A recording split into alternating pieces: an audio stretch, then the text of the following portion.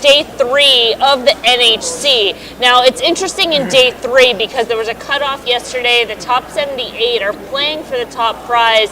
The top 10 will go to that final table at the end of the day to end up playing those races. For the rest of the field, they're in the consolation tournament. So it's a little bit more quiet today. The room's not quite as packed, at least yet. So a little bit different. Got some players that we haven't had a chance to talk to because it's been a little bit wild and crazy. And I'm joined right now by Justin Waitekus, one of the Hawthorne qualified players. What was your path to getting here to the NHC? Yeah, so I actually double qualified this year. This is actually my first time qualifying to the NHC, so this is my first time here. I hit a tournament at Horseplayers.com in April, and then played in the Thanksgiving tournament in Hawthorne. I got another NHC spot then. So, yeah, 2022 was a great year. Obviously, being able to double qualify for my first chance, and then, you know, the outcome wasn't as I expected here today, but or this weekend, I should say. But it was a great experience, and I'm pretty happy with how I managed, especially with 2 entries. Well, I'm going to cut you off because there's so much there. Maybe I'll go backwards. So let's start there because you said you're happy with the way that you played in 2 entries, and that's a challenge because I think there is some theory and strategy as far as playing 2 entries. So expand on that a little bit more, like where you feel like you were successful playing those 2 entries. Yeah, I mean, I think just being prepared beforehand. I mean, what is that preparation for you? I mean, I have these spreadsheets built that basically, you know, sorted by time, by race, you know, what picks I think I'm going to make. Obviously, anytime I make a play, make sure I write it down. If you cancel something, make sure you scratch it out immediately because, you know, the races start coming in pretty quick. You know, post times are kind of right on top of each other every now and then. So really just making sure you're not missing a play or making too many plays. So, yeah, I mean, overall, like I said, I'm not happy with the outcome and not making it to the final day. But how I manage those, I mean, I had a couple bad beats throughout the day that would have put me in a better position late yesterday to make some more logical plays as opposed to stabbing at long shots trying to get up there. You know, getting beat, you know, taking place money instead of win money, getting beat right on the line. You know, having a 12-to-1 shot when the gates open to 9-2. When they're running, so I had a big one in Tampa on Friday that the odds turned so much and won easily. So, you know, just stuff like that. I mean, I wouldn't change the way I managed it. If I'm back again next year, I'm going to play it the same way. Play it the same way. How did you manage your 2 tickets? Did you kind of divide and conquer? Did you play them kind of the same? Was there certain spots that you split? What was your strategy? Yeah, I would say playing those 2 tickets. I would say one was probably the more logical plays where you're looking for. What do you mean by more logical? Oh, sorry. I would say more kind of like value plays. You know, I wasn't worried about taking favorites. If there was a favorite that I thought was going to win, I would play the favorite. The second ticket, I kind of use a little bit more as a flyer. You know, I'll throw 15-1s on there, 20-1s. Try to, you know, a little bit riskier. But then, you know, you can kind of keep that strategy. And then yesterday, and once you get to the afternoon, some of that kind of goes out the window because then you're kind of chasing the leaderboard a little bit, which I try not to do until yesterday. So. Yeah. So when you're doing that and you have like what you're going to call kind of more logicals, maybe where you kind of feel like you're a little bit more on the safer side, less kind of stepping out as far as taking risks and odds. And getting too wild, whatever that means, sort of within your comfort zone. Did you still have a strategy as far as, if I do this, it's going to get me the number that I need in order to get in that top percent? Because I think that's maybe something that people should be thinking about, or at least having kind of that next sort of plan, like where you would need to hit percentage-wise in order to get that total. Yeah, I mean, I think I kind of always think I want to cash on like half of the races. So not necessarily wins, they could be places as well. So if you're going into a day, you know, 18 races, I want to cash on like, you know, 8 or 9 of those. And then, you know, you're looking at $150, $160. I don't know what the cut line for 78th place was. But really just, you know, taking that and dividing it by your 8 or 9 races and saying, all right, this might be kind of where you have to make your plays. You know, a lot of times that ends up in the 9-2, 5-1 range. But like I said, I wasn't shying away from favorites if I thought they had a really good chance of winning. And hit a couple of them. Obviously, some of them that I missed, it was bombs that came in underneath. So that's obviously puts you at a little bit of a disadvantage when you do play a favorite. You want to be right about it. And you know, the other thing is when I was right, I feel like it wasn't mandatory races. So when you're hitting those, you're moving up with a lot of other people. Sure. You know, you're not really separating yourself from the crowd when you're hitting mandatories as opposed to going after the optional plays. So. Yeah, and I talked like very little with people as far as the mandatories, because sometimes it's luck of the draw too, because sometimes you get those mandatory races and you're like, oh, I would have played this anyways, right? Like right. I handicapped Oaklawn, right? And I was like, this would be a good mandatory race, and then like right. sure it's enough, like too bad everybody else gets to play it. Yeah. But then at least it gives you that sort of like, okay, well now I don't have to waste a bullet on this race. It's a race I probably would have played anyways. But yeah, then you're right. You don't have that separation. Exactly. Now to go back to a couple things you said earlier. This is your first time qualifying to the NHC. How many times have you tried to qualify to the NHC? So I think I've started playing in contests around 2018. Okay. So what is that, 4 or 5 years?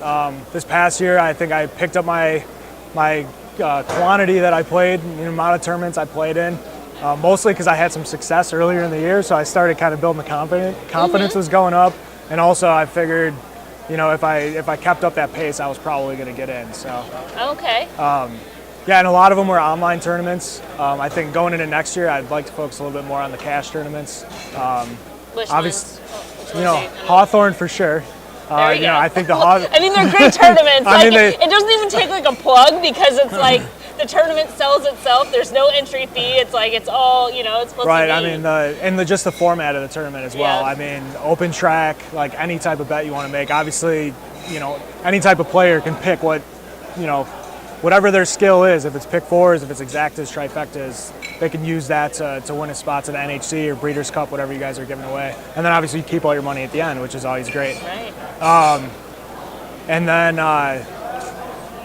I did play in the Breeders' Cup betting challenge because I won a spot through you guys. Oh, you did? Okay. So that one I did terrible, but it was a great time. Okay. So yeah, I think 2023 I'd like to focus a little bit more on some of the cash tournaments. Okay. So. Good. I think that's a good goal, and like a good kind of like development as far as being a player, especially if it plays to your strengths, is just sort of normally play and getting out there and betting a little bit more. As far as today, now that it's day 3, and I know this kind of, I've been in the consolation tournament plenty times, so I know what it kind of feels like when you're sort of relegated to, okay, this is my life in day 3.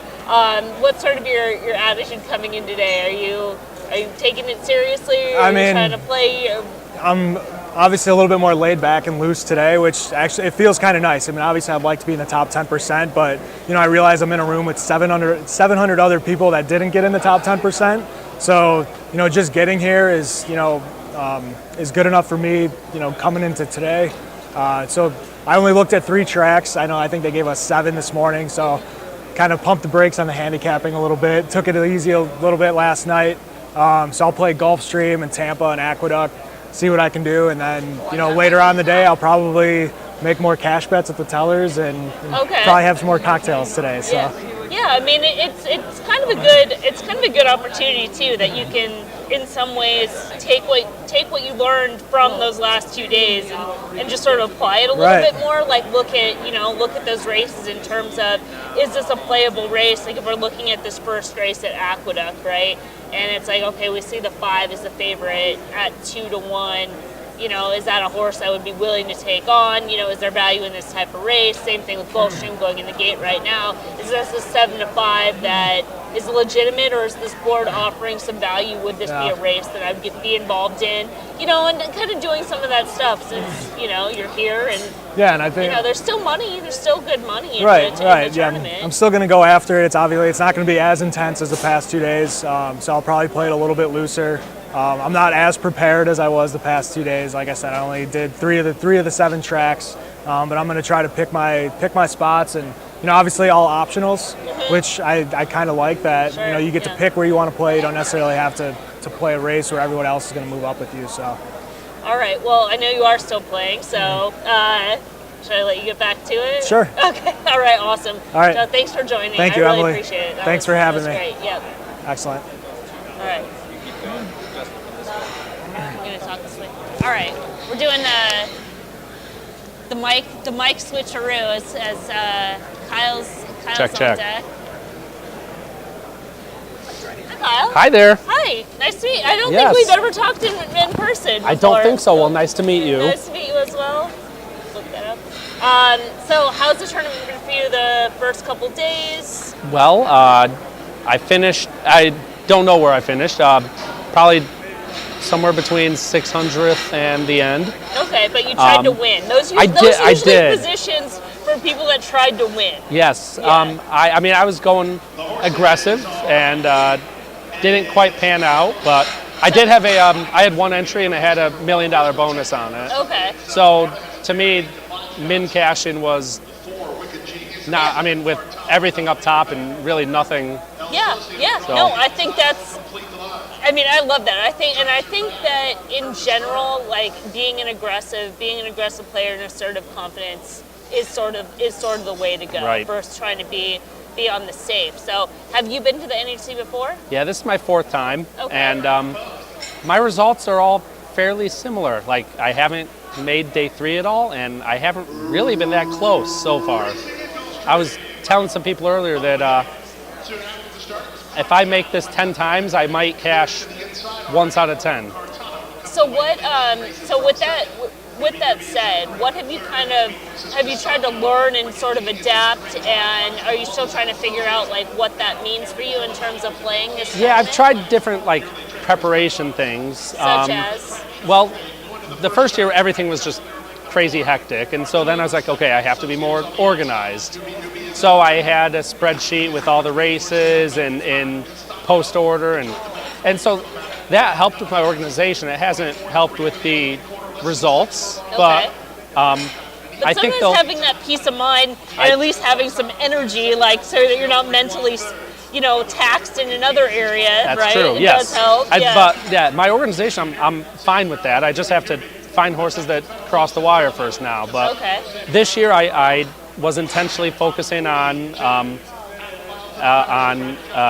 like back class of horses. I wanted to focus on horses that had been running against perhaps more difficult horses and were facing easier. So, because I have this computer programming that I've been working on for several years, and so I wanted to kind of simplify that process. So I only was really focusing on back class for this weekend. So narrowing my kind of parameters with what I was working on, it makes it easier to find horses, but sometimes it makes it harder to find winning horses. Okay.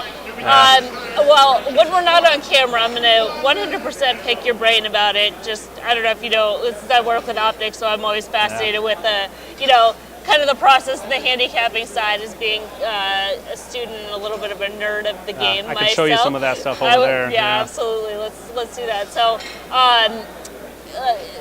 sorry, I kind of got mentally sidetracked, so this race going off. So, as you're coming into today, how are you going to play this one day? Well, I actually, this is my 4th time here. So the first 3 times I've had the best handicapping luck on Sunday. I've cashed in the consolation once, and then other times just playing cash on the 3rd day, I've done well. I had a nice pick 5 last year, and so I don't know. Maybe it's just you're more relaxed on the Sunday because the weight of trying to do well in the big tournament is off your shoulders, or maybe it's just luck or what have you. But I have done well on the Sundays at NHC in the past, so after I leave here, I'll try and pick up some horses. I was telling them over there, I made one bet already on Laurel's first race before I came over here, and right as they were loading into the gate, I canceled the bet. And so, any guesses what happened? Well, I'm guessing you either had the 9-2 winner or the horse that ran second at around 8-1 or so. But there was a 1-5 that ran off the board. I'm not sure the numbers. Yes, I had the 9-2 winner who I canceled. Yeah. Okay. Yeah. So I'm off to a good start. But why would you do that? Because I don't know. I didn't cancel a bet all weekend. Sorry, I'm giving you a hard time as we're live here on camera. I can't help myself. But you have a 1-5 favorite that you don't like. It was a class angle because that 2-horse that ended up winning, he had faced more difficult. Really in the last 3 races, and he had been running off the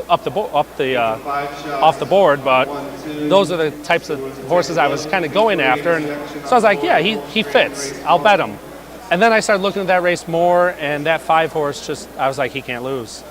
And so I was like, maybe my horse could run second, but it can't be. And so I didn't want just the place price, and then the 1-5 stumbled out of the gate, but if Horseplayer, if I didn't cancel the bet, the 1-5 never would have stumbled out of the gate, and he would have aired. Yes. I don't know. You never know. But still, I mean, I think those are in general when there's opportunities. I think it does start from that element of assessing that 1-5, right? And if you feel like this is a horse that can be beat, obviously stumbling out of the gate, those are some of those things are a little bit harder to analyze. Maybe the horse has a pattern of it, or you saw they could be a little bit off or something. But in general, if you have especially a big favorite that has some knocks, right? Because that's our job as handicappers, right? Is being extra critical on those horses at short prices, trying to just find any one thing, and if so, then it creates opportunities elsewhere. And then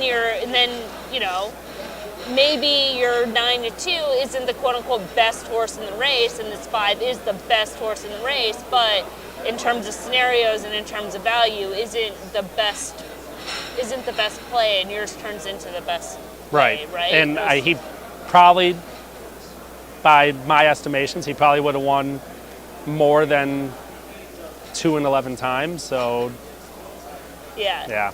I mean, in hindsight. So now it's just, have you got to the point where I can quickly shake that off and now I'm going to move forward? Or I think I'll be out of sight, out of mind? I think I'll be fine because this tournament there's 20 people cashing the console out of 750 or something. So I mean, the odds are it's fairly low pressure anyway. So I have a feeling I'll be able to shake that off, and then once I'm out of the constellation, I could just play some pick 5s and hope for some racing luck anyway. Yeah. Okay. All right. Cool. Well, I'll let you get back to it. Awesome. I know I'm gonna come find you because we can talk some handicapping if you're interested. Sounds good. Thank you. All right. Cool. I think they'll swap. Sounds good. All right. Thanks, Kyle. Nice meeting you.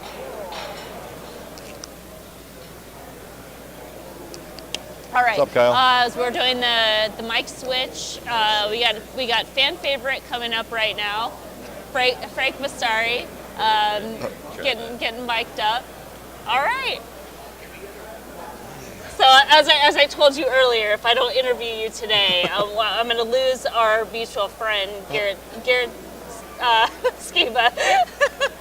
So here you are. Well, if Garrett wanted to be such a big part of this, he should be here every year, right? I don't know what the heck his problem is, but maybe someday we'll get him back here. Well, I think it makes it easier on the rest of the room, maybe, if Garrett's not here. Well, that's what he would say, but I'd like to have him here. So yeah, I like the friendly competition we always had, and he's a tough player, obviously, but maybe one day he'll come back out. I think so too. I'm optimistic. So let's focus on you. So what was your tournament plan coming in? How did it go execution-wise? And I'm assuming since we're sitting here having this conversation, maybe not as expected, but expand on that. Yeah, it wasn't very good this weekend. I come in here, and my goal is to put myself in contention if possible, and see how it plays out in third day, and I was not even close. It was I was never in contention.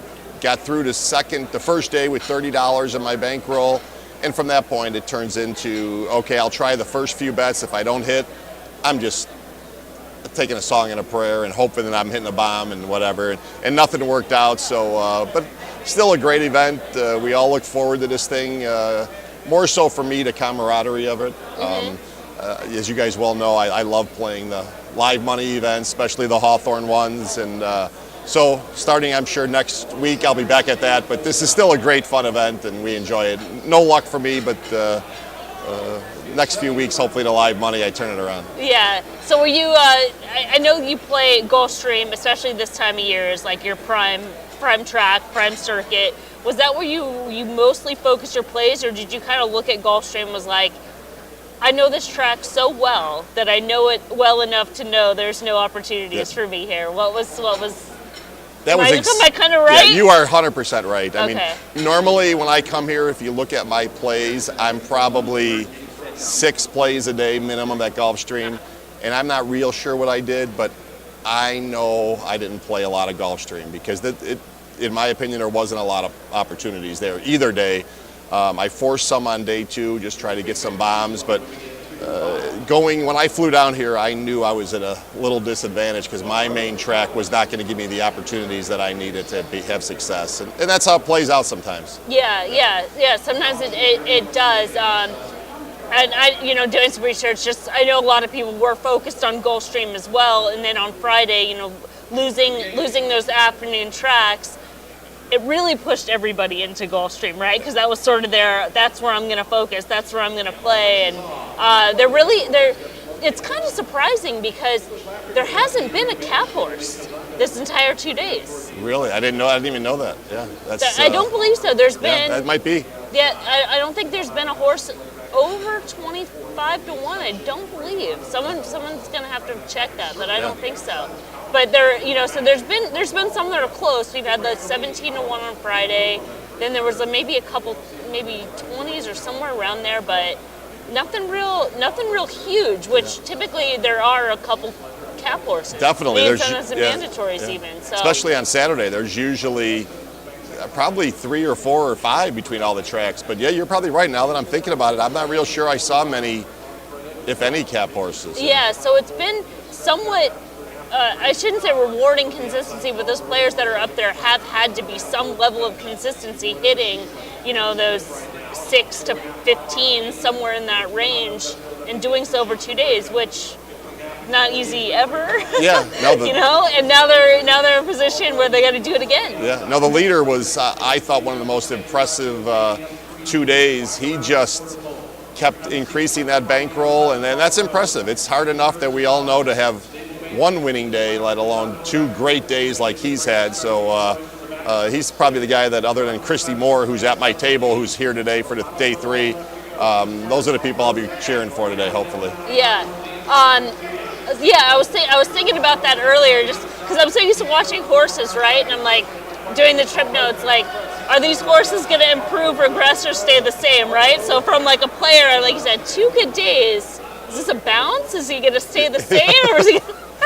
No, that's a good way to put it. Is he going to improve? Because it's so hard. Again, it's sort of the same thing. I know this is weird, but it is sort of the same thing because everything's like performance, right? Of being able to like maintain performance and having that level of class, so to speak. So yeah, it's interesting. I'm excited for this day just to sort of see the movement. And then in terms of Hawthorne, there's 3 players that qualified through Hawthorne that are in, but 5 actual live tickets that's in the cut. Yeah, I see Jordan's got both of his in there, and he's got $1 million bonus attached to it. So, good luck to him today too. And it would be nice. Illinois people have done really well, as we know, and I got 2 at my table with my son and Jim Bennis, which I think I'm the only table where I'm sitting with 2 previous champs. So. Oh yeah. That's a tough field right there. Right. And what's everybody else just not executed the plan, just didn't work out type scenarios? No one's sitting there doing, I had a mistake, this or that, We got what we deserved to this weekend, all of us there, so none of us were, I think Mike Mulvihill, who's one of my good friends who sat by me, I think he was fairly close to getting to day 3, but the rest of us, my son, wasn't really in contention. Jim, he probably always says he's in contention all the time, but he wasn't in contention either, Okay. So, but but it was still a fun weekend at our table, and we learned a lot of things. He's got a cabana today in Mirage. Everybody's invited. Okay, make sure you show up there. He wanted everybody to know that he's bashful, but free food, free drink, all on Frank. All right. That was Justin Do for you, so don't know. We're gonna get Justin in. Do we have to do a mic, or you guys want to switch? Are you ready? Oh, this should be good. Justin Do is going to follow me, so I know I'm in for it. If I knew he was following me, I would have probably thrown a few more things in there. But. Oh, you got time? What do you want? What do you want to add? I told Justin earlier we're going to end up doing therapy because we got to talk him out of the.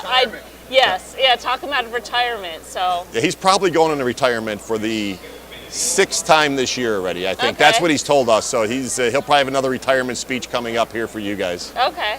All right.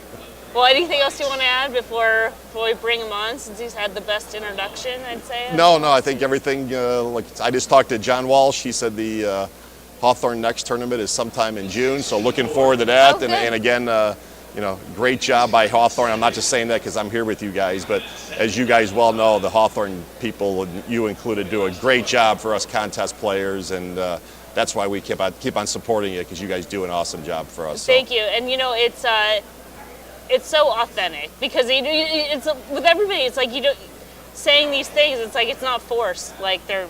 Yeah, no one told me to. No one told me to say that. They're good tournaments. Like it's good people. I mean, I'm so happy to hook up with this team. Yeah. And it's fun because I could tell all the Hawthorne people, everybody here on the crew, and John and Rhonda all weekend long, they're kind of around asking us, cheering for us. So it's a fun, and it's the culmination of a year of tournaments there, and so. You guys do a great job, and we appreciate it. All right. Well, I'll see you in June, if not sooner. You got it. Thanks, Emily. All right. I knew. All right. We're gonna switch out the mic. As far as the races, there hasn't been much. Hi. Hey. Well, we've already kind of introed you, so we've got that. For the record, I had permission to interrupt that interview. I did ask your production team before. I was like, Frank would love it if everyone knew about his cabana at the Mirage today. Okay.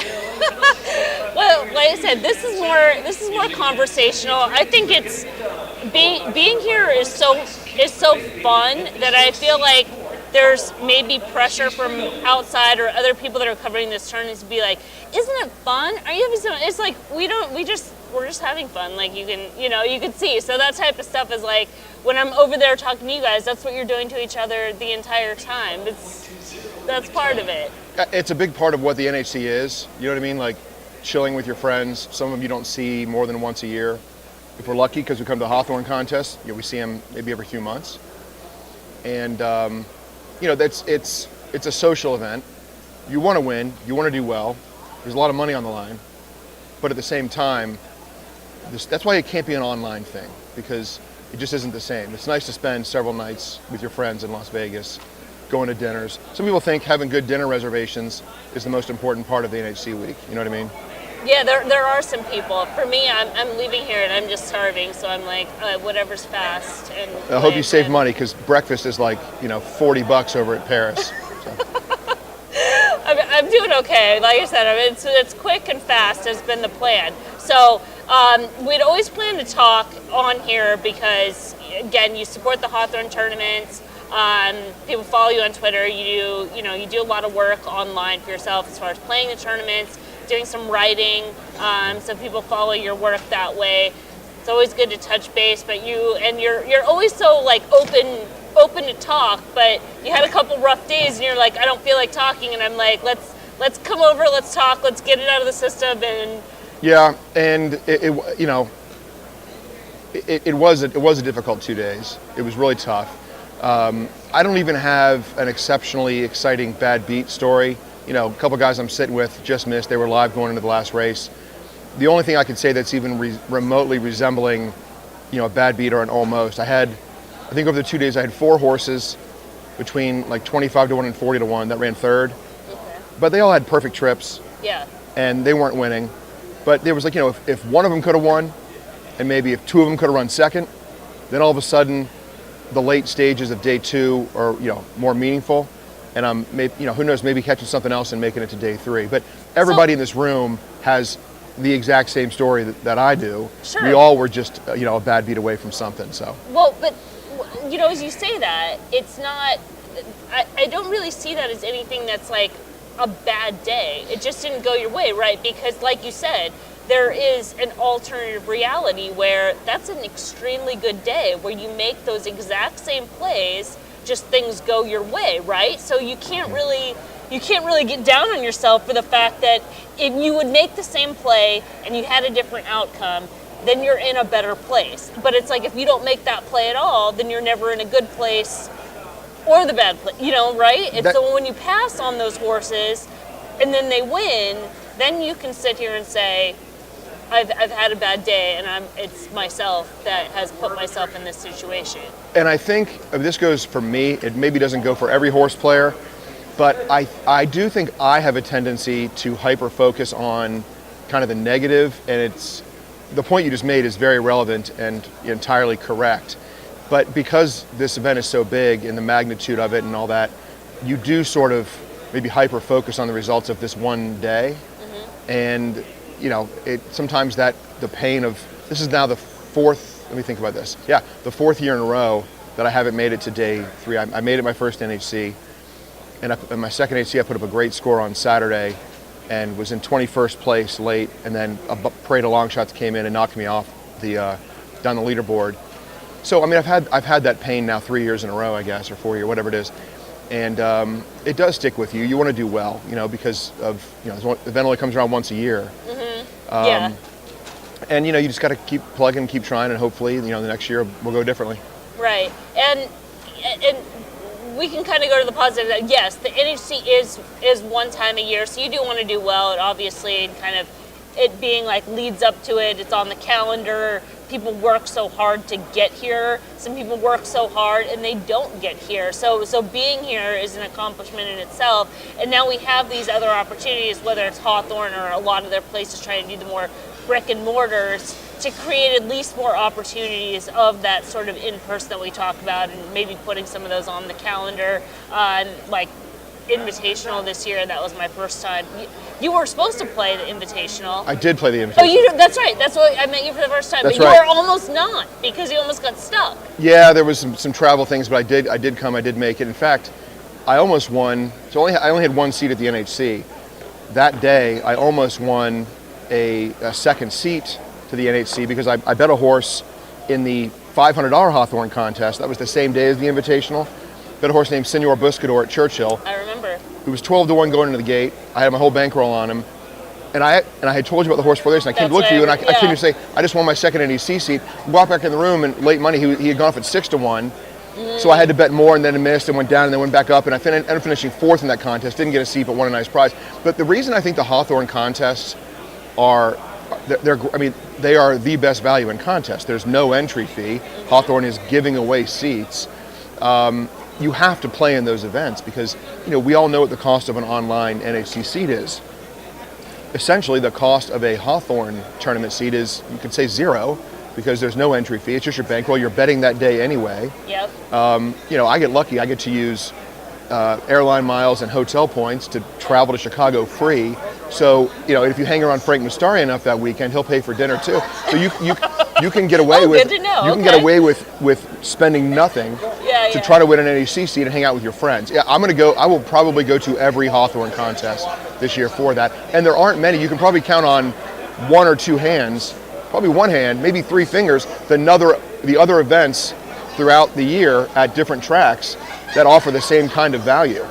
And to kind of add on that, since we're talking about this, is because Hawthorne does their multi-day, one-day tournament. So essentially, you make one trip and you can play 3 different. You've got 3 separate chances. It's not a carryover where one at the finale. You can have one bad day, one good day, and that's your seat, and that's your cash money. You play multiple entries, and if you bomb on your first entry, you get to try again. And you have to play in those events. Anybody who's not playing in those events, I think, is making a big mistake. And here, I'm not. Hawthorne doesn't pay me. I'm not making anything from saying this. But if you're serious about contests and you want to experience the NHC, you have to find a way to get to Hawthorne as many times as you can. You absolutely have to.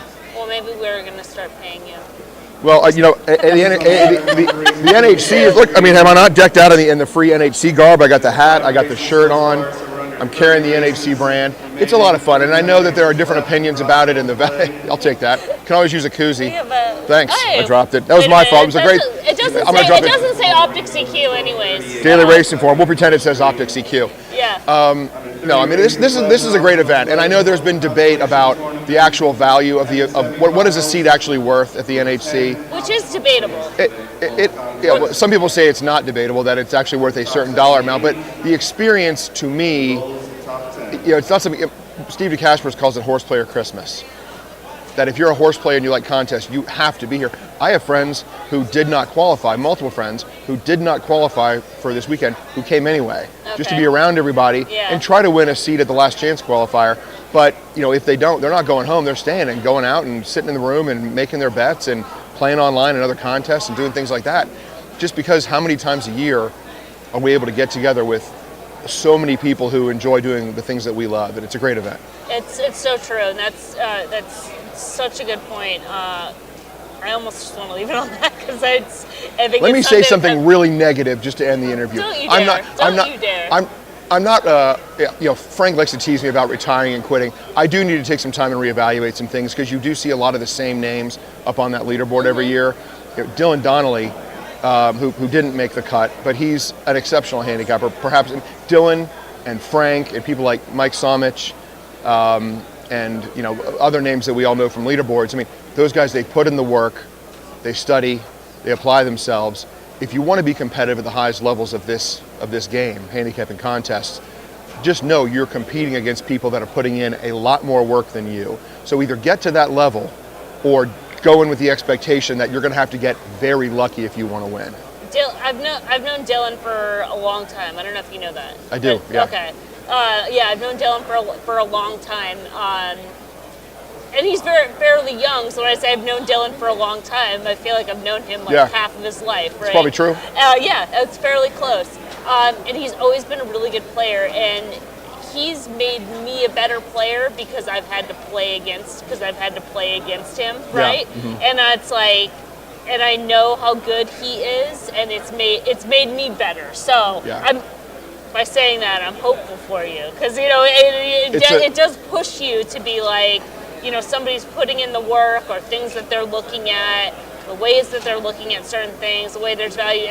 And that's really what is so great about this game. Playing horse is it's the greatest game of all time, is you're constantly learning and there's constantly spaces to make yourself better. Do you know what Rich Nilsson said to me once, probably 4 or 5 years ago? He said, it was a day where we both had tough beats. I don't remember what happened, but he said, you get tired of learning in this game.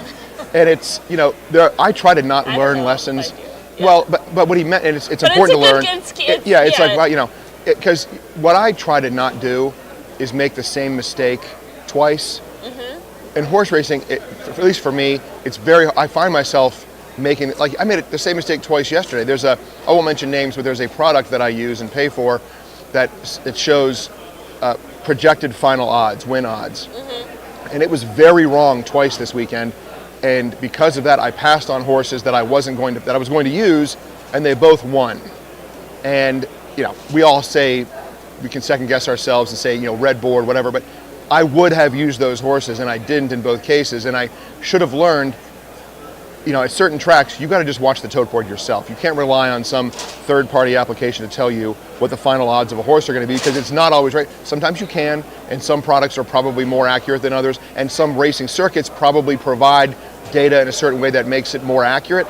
But in my case, twice I made the same mistake, and it did cost me this weekend. So try not to learn from the same mistake over and over again because then it becomes kind of a bad habit. Yeah. And it's important to learn and keep evolving.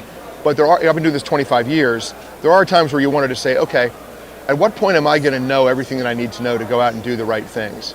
Well, one of the things I've talked to people throughout the weekend is just the minimizing the amount of mistakes. And I had a really great conversation with Chris Larmy. You're friends with Chris as well. I know Chris, yeah. Okay. And Chris was talking about this earlier, and this might apply to you, as he was talking about those, this was his terms of like these coachable moments, right? Where you can kind of find, this is where those mistakes are, and be able to say, here's what we've been saying enough to where that's the moment that it clicks. So that might be, something there for you, looking at those things and being able to objectively evaluate that in order to make the necessary change. And on a similar note, slightly different but similar in a way, a major problem that I've had over the years, especially recently, is hitting a big score using a certain angle, maybe even hitting it, twice in a short period of time. It's very hard for me to ever ignore that angle ever again. So if I'm handicapping a race and I say, wow, I'll just pick one, turf route to dirt sprint or anything, pick anything, and seeing it come up and it's like, wow, I hit a $12,000 double using that angle once before. Now I'm going to try to look for ways to use that angle again here and forcing myself, seeing something that's not really there. Yeah. Major problem for me. I probably do need, what did Casper say, a sports psychologist for some of this stuff? You've offered to be a little bit of a psychologist for me too. I mean, I probably would benefit from things like that because it's hard for me to forget those winning moments. There's something that I've said for a while, maybe some people watching have heard me say this, but that people get sometimes rewarded for bad behavior, and not knowing that, like, in the moment, for maybe one of those things, right, of like hitting on an angle where the angle may not have been the reason you won the bet at all. There you go. But you see it, Right, and so you're kind of conflating the two, or when people are putting their tickets together and using like a massive caveman structure, and then it hits for a score of thinking that, oh, I did great ticket structure, and it's like, not so much. And the fact that you're going to continue to do that, being rewarded for that bad behavior, is kind of enforcing that. So being able to kind of, to see where that goes and where those patterns are. And that happens a lot with angles, right? Of like this angle, and then it's like, well, that horse had a trip too back. Or, oh, this was a pedigree play, or, or where the pedigree had nothing to do with why that horse won the race. There you go. But then how do we know that? It's like we don't know. I mean, like someone like Frank would tell you. This happens every time I'm in the same room with him. I'll come up and tell him an angle, and he'll just look at me like, you're an idiot. And then it'll win, and he's like, okay, you're a genius now. Keep betting it. I want you to keep betting it that way. Yeah, I think there's a lot of reflection where you do have to kind of look back at play, both good and bad, and be objective with that as well. And that's part of growth, right? And not easy. Easier said than done, I guess. Yeah, I hope I'm not at the point where I'm actually, taking too much information, too much experience. It's all compounding into one giant ball of mistakes. You know what I mean? Because I've had my great moments. You've been in the room with me for some of them, but this is now 3 NHCs in a row that have been disasters, 4 where I haven't made it to day 3, and you can't base your year on what happens at the NHC. It's not an accurate representation of anything. No, there's a lot of luck, and again, like you said earlier, it has to be your day, because those. Frank was here, and we're gonna have to like double check this, but I don't think there's been a cap horse. So let's. I don't think there has been. I don't think there has been either. Yeah. So if you were on those cap boards, if you were on that like 25 to 50, and you hit, you would have been on the one. There may have been some 20 to 1 winners, but didn't pay to place type thing. Yeah, stuff like that. So so you're in that spot where it's just luck. Now I know you're playing, so I don't want to. Yeah, I want to get back, but we should do this more, and. I like that you and I connect on social media, and you've always been very generous with your time, showing me that I'm not using optics completely correctly, and I'm using it's like the human brain. I'm using about 10% of its potential. At some point, I'm going to get to 50% of its potential, and it'll become more of my handicap. But it's a great product too, and I appreciate what Hawthorne does. I appreciate what you do, and thanks very much. All right, very good. We got a lot of rooting right now, just because there's 2 2-to-1s, but it's more of a blanket finish at the wire, so the room was getting a little animated. And I wasn't going to have that horse, and I might have played it, so a different one. No, a different horse in that race. Okay, good. So being here has already helped me out today. All right, there we go. Should I just go now? Just walk? Okay. Thanks, guys. All right. I think. Are we gonna? See you guys. All right. Thanks, Justin. All right. We're gonna take a break. This afternoon, the plan is we're going to set up for final table, do it as far as like game theory, game strategy, as far as playing the final table in terms of assessing not just handicapping the race, but how those players are going to play, how they should be playing in order to win. So I'm personally looking forward to it. Make sure, if you haven't already, subscribe to the Hawthorne channel, set those alerts, and just as a plan, do you have a time what that would be? Is it 1:30 local time? Okay, so just kind of keep that on the radar, and again, set those reminders for when we go live next. Again, thank you for joining. Please share if you haven't already, and hit those like buttons.